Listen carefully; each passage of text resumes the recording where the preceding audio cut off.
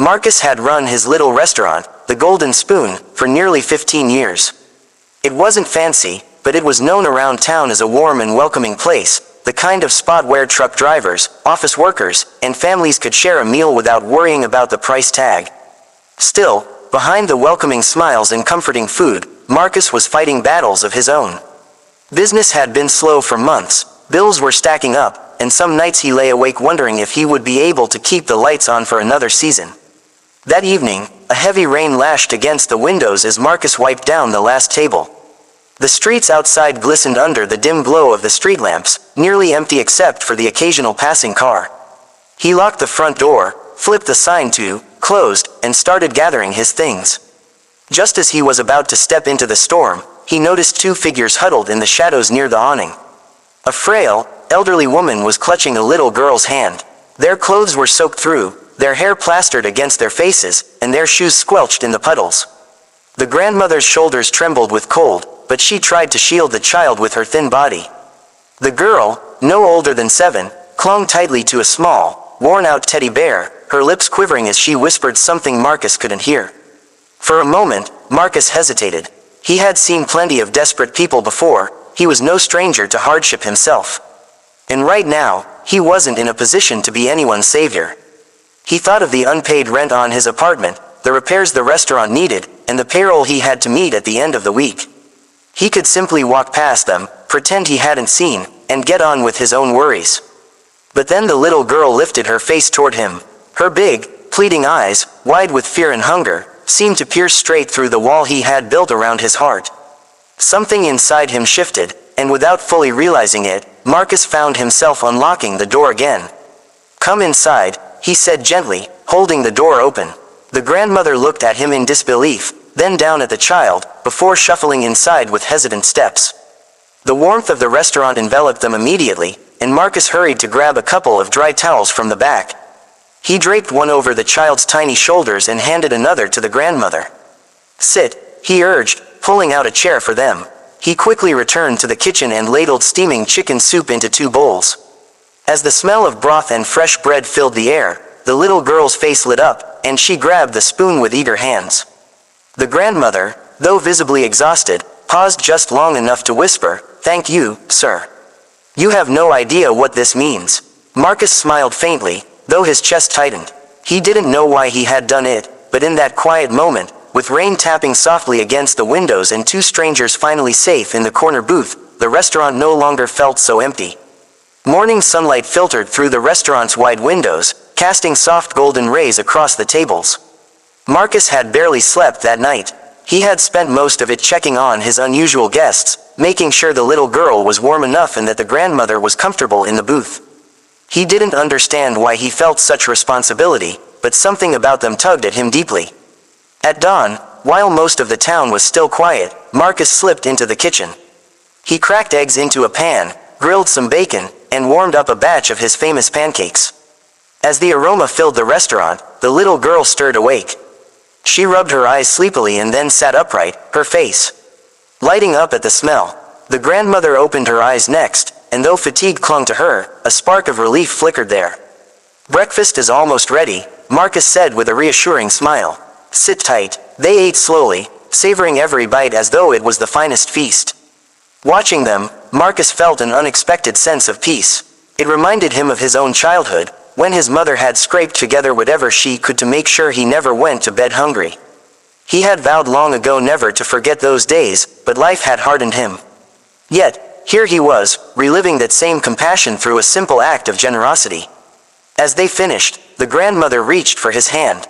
Her grip was weak, but her gaze was steady. "You will be rewarded for your kindness," she whispered. The words carried such conviction that Marcus shivered, though he quickly brushed it off as nothing more than gratitude.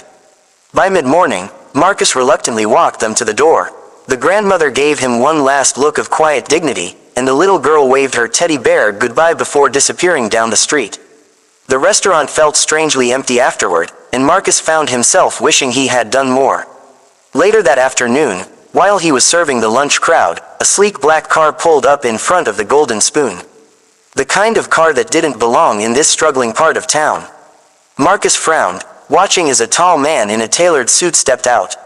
His posture was rigid, his eyes sharp, scanning the restaurant like he was searching for something, or someone. The man entered, commanding attention without saying a word. Conversations at the tables quieted. He walked straight to Marcus and introduced himself. "My name is Richard." His voice was deep, laced with both authority and urgency. "I believe two very important people were here last night, an elderly woman and a young girl." Marcus felt his heart skip a beat. "Yes," he admitted cautiously. "They were cold, hungry, I let them stay the night." "Do you know them?" The man's eyes softened instantly. "Know them, they're my family." Before Marcus could process it, the grandmother and child reappeared, this time escorted by security. The little girl ran to the man, throwing her arms around his waist, while the grandmother stood beside them with tears in her eyes. Richard hugged them both, his face crumbling with relief. Turning back to Marcus, he said quietly but firmly, "You cared for them when no one else would. You have no idea how much that means to me." For a long moment, Marcus stood frozen, watching the reunion unfold before him. The little girl clung to Richard as if she never wanted to let go, her small voice muffled against his chest. The grandmother, frail but composed, placed a trembling hand on Richard's shoulder, her relief almost overwhelming. The entire restaurant had fallen silent, patrons watching as though they were witnessing a scene pulled from a movie. Marcus didn't know what to say. He had simply done what felt right, yet the weight of this moment pressed heavily on him. Richard finally turned back, his eyes damp with emotion but steady. "I've been searching for them for weeks," he said quietly. "You have no idea the nightmare it's been.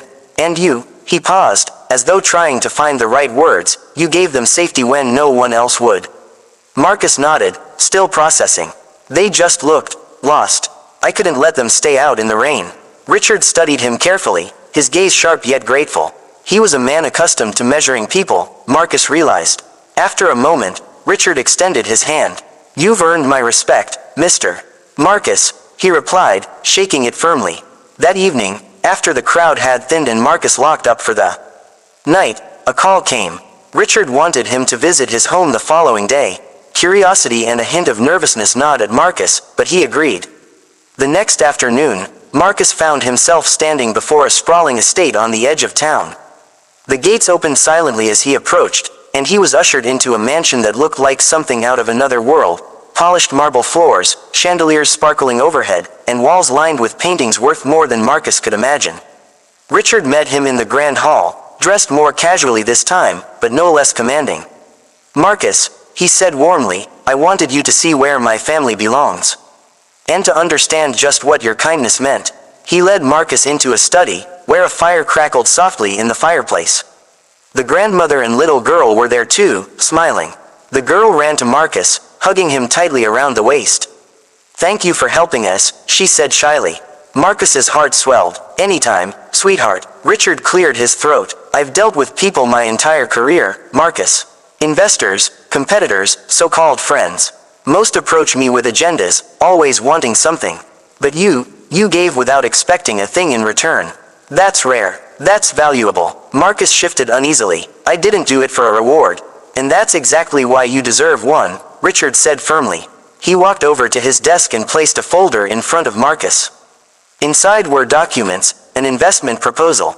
"I want to be your partner. With my resources and your vision, we can expand your restaurant beyond anything you've imagined. This is not charity, this is trust." Marcus stared at the papers, stunned. The Golden Spoon, his modest little restaurant that had barely scraped by, could grow into something far bigger. He thought of his staff, of the community he served, of all the nights he'd worried about losing everything. Slowly, a smile crept across his face. But more than the financial lifeline, what stayed with Marcus was something deeper, the bond he now shared with this family. The grandmother visited often, always choosing the same corner booth where she had first rested. The little girl became a fixture at the restaurant, drawing pictures of pancakes and soup for the staff. Marcus's life had changed in ways money could never measure. And every time he unlocked his restaurant door, he remembered the night kindness had walked in from the rain, forever altering the course of his future.